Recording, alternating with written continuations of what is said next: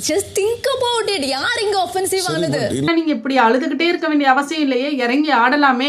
நீங்க சொல்றாங்க அவங்க பண்றது உங்களுக்கு தெரியுதாங்க? நான் சொல்லுங்க அங்க எங்க நம்ம இருக்கிறோமான்னு சொல்லி அங்க எங்க என்னன்னா தள்ளி நீங்க சொல்லிட்டு நீங்க வாஷ் பண்ண வேண்டியதானே அப்படின்னு என்கிட்ட கேட்டார் அவரு. பேசுனீங்க அப்படின்னு என்ன வேற மாதிரி பேசணும்னு இப்ப நீங்க திருப்பி விடுறீங்க. இங்க சத்தமா இருக்க அப்போ எவிக்ட் போகும்போது அப்படியே பொளந்து அப்படியே இவங்க சட்ட திருத்தம் பண்ணுவாங்க. இந்த மாதிரி தான் போகுது.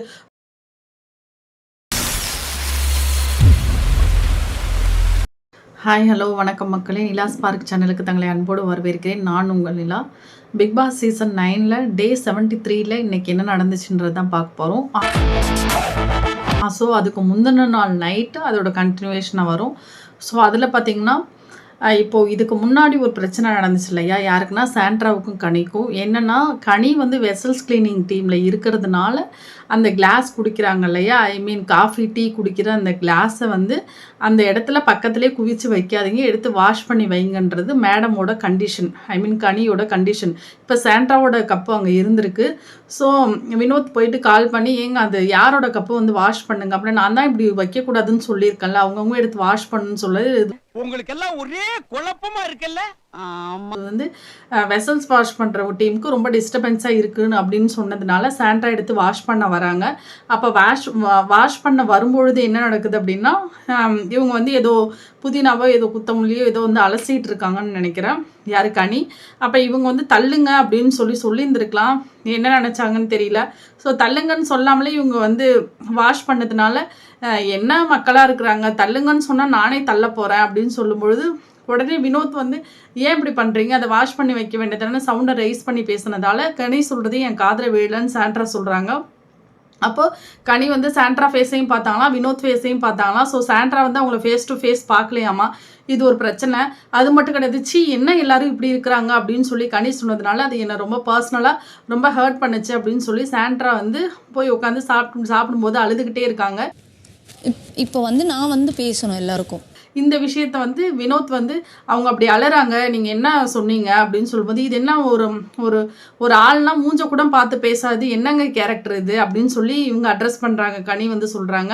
அப்போது இது வந்து இப்போது சாண்ட்ரா அழுறாங்க, இது வந்து ஏதாவது பிரச்சனையும் ஆகிட போகுது அப்படின்னு சொல்லி பயந்துட்டு திரும்ப இவங்க ஒரு ஆக்டை வந்து நைட்டு போடுறாங்க.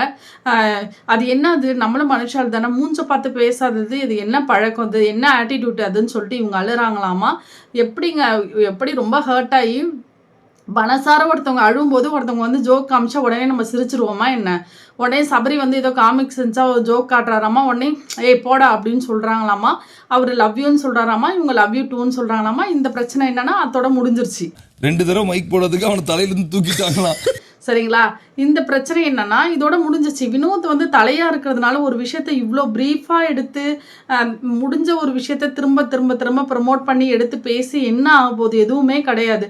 இப்போ இதை வந்து திரும்பவும் பிரச்சனையாகுது. பைத்தியமாவே ரொம்ப நேரம் நல்லா பேசிக்கிட்டாடையா வந்து என் கூட வந்து மூஞ்சி கொடுத்து பேசலை அப்படின்னு சொல்லிட்டு கனி வந்து திரும்ப திரும்ப ரிப்பீட்டடாக அங்கே எங்கே பொறுக்கி போட்ட மாதிரி எல்லாத்தையும் சொல்லிக்கிட்டே இருக்கிறாங்க. ஸோ சாண்ட்ராவும் எனக்கு சீரியஸாக நீங்கள் வாய்ஸ் ரைஸ் பண்ணி பேசினதெல்லாம் அவங்க பேசினதே எனக்கு கேட்கல அப்படின்னு சொல்லிட்டு 3 பேரையும் ஒன்றா உட்கார வச்சு அட்ரஸ் பண்ணியிருந்தா பரவாயில்ல, அதை இன்றைக்கி தான் பண்ணியிருந்தாரு.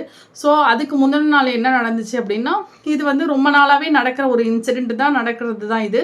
இப்போ இதுக்கு முன்னாடி நாள் நைட்டு வந்து அரோரா, கனி, வினோத்து ப்ளஸ் சபரி இவங்க 4 பேர் என்ன பண்ணுறாங்கன்னா எல்லாரும் தூங்கிட்டு இருக்காங்க. ஸோ தூக்கம் அப்படிங்கிறது அந்த பிக் பாஸ் வீட்டில் ரொம்ப கம்மி தான்.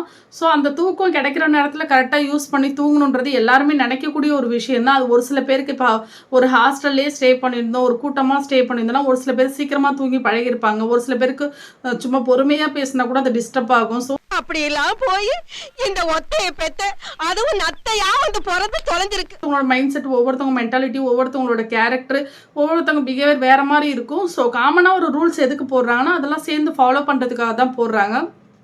ஸோ அப்போ இவங்க சாண்ட்ரா வந்து எனக்கு டிஸ்டர்பாக இருக்குது, இவங்க எல்லாமே கானா அப்படின்ற அந்த பாட்டு பாடினாலும் பரவாயில்ல, இவங்களுக்குள்ளே கமெண்ட் பாஸ் பண்ணி ஏதோ சிரிச்சுட்டு இருந்திருக்காங்க அந்த 4 பேர். அது டிஸ்டர்ப் ஆகுது, எனக்கு தூக்கம் கெட்டு போகுதுன்னு சொல்லிட்டு சாண்ட்ரா என்ன பண்ணாங்க, உடனே வந்து வீட்டை விட்டு வெளில போய்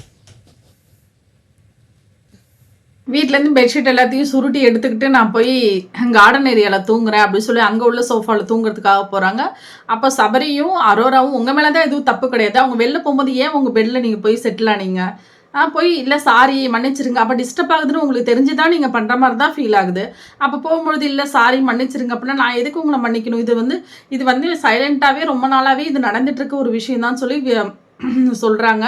ஸோ கடந்த 1.5 எல்லாம் அவங்க சொல்றது எல்லாம் கரெக்டு தான். வீக்கான அமித் லாஸ்ட் வீக் தலையா இருந்தப்ப கூட நான் சொன்னேன், இப்பவும் நான் சொல்றேன், நீங்க யாருமே கேட்க மாட்டேங்க, எனக்கு தூக்கம் வருது, எனக்கு கொஞ்சம் தூங்க விடுங்க அப்படின்னு நான் சொல்றேன். அப்ப இவங்க வந்து சாண்ட்ரா வேணும்னே ஒரு விஷயத்த கிரியேட் பண்ணணும்னு நினைச்சா அதுக்கே நீங்க இடம் கொடுக்குறீங்க. அப்ப நீங்க அதுக்கு இடம் கொடுக்காத மாதிரி நடந்துக்க வேண்டியது தானே. இன்னும் இப்போ டிஸ்டர்ப் ஆகுதுன்னு சொல்றது ஒரு பெரிய தப்பே கிடையாது. அவங்களுக்கு தோணுது டிஸ்டர்ப் ஆகுதுன்னா அப்போ நீங்கள் டிஸ்டர்ப் ஆகாமல் இருந்துக்க வேண்டியது தானே. உங்களுக்கு பாடணும், உங்களுக்கு மேக் பண்ணணும், உங்களுக்கு கமெண்ட் பண்ணணும் அப்படின்னா ஸோ நீங்கள் உங்களுக்குள்ளே பண்ணிக்கலாம், அதை சைலண்ட்டாக பண்ணிக்கலாம். இல்லை வெளியில் வந்து கார்டன் ஏரியா ஃப்ரீயாக தான் இருக்கும், உட்காந்து பேசிட்டு கூட நீங்கள் போய் உட்காந்து அந்த பெட்ரூம் ஏரியான்றது தூங்குறதுக்கு தான். ஸோ அந்த பிக் பாஸ் வீட்டில் அதை சரியாக பயன்படுத்தினாலே பிரச்சனை இல்லை. வந்து சாரி கேட்கவும் என்கிட்ட கேட்காதீங்க, உங்களுக்கு நல்லா இருக்குன்னு உங்களுக்கு தோணுதுன்னா சத்தியமாக இது நல்லா இல்லை அப்படின்னா இல்லை மன்னிச்சிருங்க வினோத் வந்து அப்போ நான் வேணும்னு பண்ணுறேன்னு சொல்கிறீங்களா, அதை நான் எப்படி சொல்ல முடியும், அதை நான் சொன்னால் தான் உங்களுக்கு தெரியுமா. ஸோ இது யார் தப்பு பண்ணுறாங்களோ அவங்களுக்கு தெரியும், என்னை விட்டுருங்க அப்படின்னு சொல்லி போகிறாங்க. ஸோ முந்தின நாள் நைட் பார்த்தீங்கன்னா இவங்க பார்வதி கூட வந்து சொல்கிறாங்க, இல்லை இது ரொம்ப நாளாகவே நடக்குது, இது வந்து நான் எனக்கு தூக்கம் வரல, என்னை என்ன பண்ண சொல்கிறேன் அப்படின்னு சொல்லி பார்வதி கூப்பிட்டப்போ ரெக்வஸ்ட் பண்ணி கூப்பிட்டப்போ கூட அவங்க போகவே இல்லை. ஸோ இந்த பிரச்சனை அப்படியே ட்ராவல் பண்ணி வரும்பொழுது அடுத்த நாள் காலைல வந்து விக்கல்ஸ் விக்ரமும் இவங்களும் சொல்கிற யார் சுபிக்ஷா மேடம் சொல்லிட்டு இருக்காங்க. அவங்க என்ன சொல்கிறாங்கன்னா இதெல்லாம் ஒரு விஷயமா இவங்க வேணும்னே பண்ணுற மாதிரி இருக்குது, பிடிக்காதவங்க பட்டா குத்தம் தொட்டா குத்தம்னு பண்ணுற மாதிரி இருக்குது அப்படின்னு சொல்கிறாங்க. இவங்க வெயிட் பண்ணுறாங்க ஏதாவது ஒரு சான்ஸ் கிடைக்கும். நம்ம வந்து சரி நான் என்ன சொல்கிறேன்னா அவங்களுக்கு டிஸ்டர்பன்ஸாக இருக்குன்னா அந்த டிஸ்டர்ப் இல்லாமல் நடந்துக்கிட்டா உங்களுக்கு என்ன பிரச்சனை. உனக்கு ஒன்று இன்ட்ரெஸ்ட் இருக்குது, ஒன்று எக்ஸ்ப்ளோர் பண்ணணும், ஒரு விஷயத்த வந்து நான் இப்போயும் இம்ப்ளிமெண்ட் பண்ணணும் அப்படின்னா அது ஒரு டிஸ்டர்பன்ஸ் இல்லாமல் பண்ண வேண்டியதானே. நைட் டைமில் என்னத்த நீ எப்படி பண்ண போகிற, அப்படி என்ன என்டர்டெயின், அப்படி என்ன கமெண்ட் பண்ண போகிறீங்க அப்படின்னு சொல்லி அவங்க 2 பேரும் பேசிகிட்டு இருக்காங்களாமா. அதுக்கப்புறம் அங்கேருந்து வந்தோன்னா சுபிக்ஷா சாண்ட்ரா அமித் இவங்க வந்து அதாவது சாண்ட்ராவும் அமித்து பேசிகிட்டு இருக்காங்க. ஒட்டு கேட்குற ஒட்டுண்ணி வந்து இங்கே நின்றுட்டு இல்லை அவங்க தான் வந்து சாரி கேட்டாலுமே சாரி கேட்டால் சரியாக போயிடுமா, லைட் ஆஃப் பண்ணால் தூங்குறதுக்கு இது ஒன்றும் ஸ்கூலு கிடையாது இப்படி இன்ட்ரெஸ்ட், இந்த கார்டன் ஏரியாவில் எவ்வளோ இடம் இருக்குது அங்கே வந்து உட்காந்து பேச வேண்டியது தானே அப்படின்னு சொல்லி சாண்ட்ரா திரும்பவும் சொல்கிறாங்க.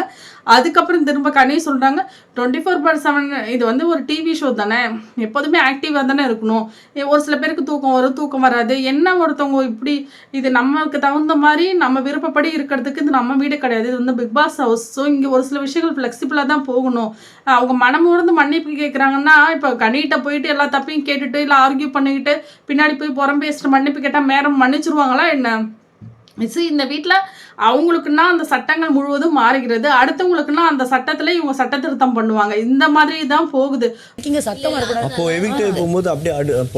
ரொம்ப கேவலமாக தான் இருக்கு. அவங்க அதுதான் எனக்கு பிரச்சனைன்னா அதை விட்டாதான் உங்களுக்கு என்ன பிரச்சனை. திரும்ப அதை எடுத்து வினோத் வந்து ரொம்ப எடுத்து ஆர்கியூ பண்ணுறேன், இது வந்து இந்த வாரம் வந்து தலை வந்து பெஸ்ட்டாக பண்ணான்னு சொல்லணும், இன்னொன்று வந்து தலை வந்து எந்த விஷயத்துலையும் வந்து கண்டுக்காமல் இல்லை அப்படின்னு சொல்லணுன்ற மாதிரியே ஒவ்வொரு விஷயத்தையுமே இல்லாத விஷயத்துக்கெல்லாம் ஓடி போய் வினோத் வந்து அங்கே தலைவாணியை போட்டு படுக்கிற மாதிரி தான் இருக்குது இந்த வாரம் ஃபுல்லாவே.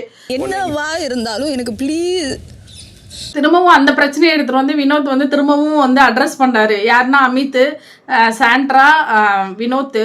அப்போ 3 பேர் பேசும்போது இருங்க நான் கனியும் கூப்பிடுறேன் அப்படின்னு சொல்லி கனி வந்தோடனே நான் மூஞ்ச பார்த்து பேசினேன், நீங்கள் பேசல அப்படின்னா ஏங்க நீங்கள் சொல்கிறத நான் கேட்கலங்க, இவர் வாய்ஸ் ரைஸ் பண்ணி பேசினாரு, ஸோ அதை தான் நான் கேட்டுட்டு இருந்தேன் அப்படின்னு சொல்கிறாங்க.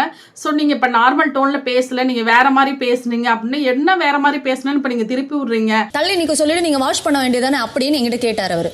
இல்லை நான் நார்மலாக தான் பேசினேன் அப்படின்னு சொல்லி என்ன நார்மலாக பேசுனீங்க நீங்கள், இல்லை உங்கள் டோனை வந்து ரைஸ் பண்ணி பேசுனீங்க அப்படின்னு சொல்கிறது கூட பிரச்சனை இல்லை. இந்த மாதிரி ஆர்குமெண்ட் போயிட்டே இருந்துச்சு. உடனே இவங்க என் பிள்ளைங்க மேலே சத்தியமாக சொல்கிறேன், நான் வந்து அவர் வந்து டோன் வந்து ரைஸ் பண்ணி பேசுனது எனக்கு ஒரு மாதிரி ஹர்ட்டிங்காக இருந்துச்சு, குழந்தைங்க மேலே சத்தியமாக சொல்கிறேன் இவர் வந்து இந்த டோனில் பேசலை அப்படின்னு சொல்லி சாண்ட்ரா சொல்கிறாங்க. ஸோ இது போயிட்டே இருக்கும்போது ஏன் அழணும், உங்கள் பிள்ளைங்க வெளில பார்க்குறாங்க, இது வந்து என்னோட பிள்ளைங்களாம் பார்க்குற ஷோ, நான் வந்து கரெக்டாக நடந்துக்கணும் போது ஒரு அம்மா வந்து அலறது வந்து எந்த வகையில் ஒரு குழந்தைங்களுக்கு ஒரு முன்னுதாரணமாக இருக்கும், ஒரு எடுத்துக்காட்டாக இருக்கும். ஸோ நீங்கள் போல்டாக தான் ஹேண்டில் பண்ணும். ஹஸ்பண்டு ஓகேங்க, ஹஸ்பண்ட் மேலே பாசம், இவ்வளோ வருஷம் வாழ்ந்தீங்க போயிட்டீங்க, அவருக்கு ஒரு ஆப்பர்ச்சுனிட்டி மிஸ் பண்ணிட்டு போயிட்டாரு, எவ்ரிதிங் ஓகே தான். பட் இந்த இடத்துல நீங்கள் இப்படி அழுதுகிட்டே இருக்க வேண்டிய அவசியம் இல்லையே, இறங்கி ஆடலாமே. Just think about it. யார் இங்க ஆஃபென்சிவ் ஆனது?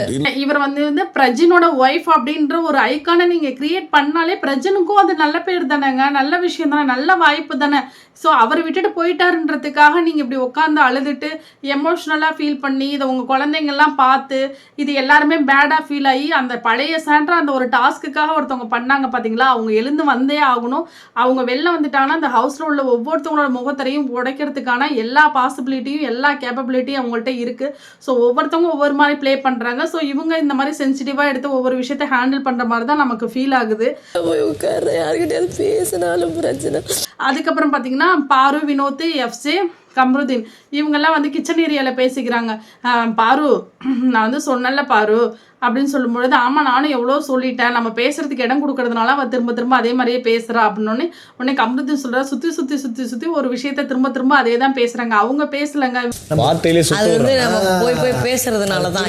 வினோத் தாங்க திரும்ப திரும்ப போய் நோண்டி நோண்டி என்ன பிரச்சனைன்னா அதை எதை சால்வ் பண்ண இவர் நினைக்கிறாரு, அது சால்வ் ஆகவே ஆகாதுன்றது அவருக்கு எப்போ தான் புரிய போகுதுன்னே தெரியல. ஆக்சுவலாக இப்படி இந்த சுச்சுவேஷனில் இது வந்து இப்படி நடக்கிறது தேவையில்லாத வேலை அப்படின்னு சொல்லிட்டு கம்ருதீன் வந்து சொல்லிட்டு இருக்காராமா.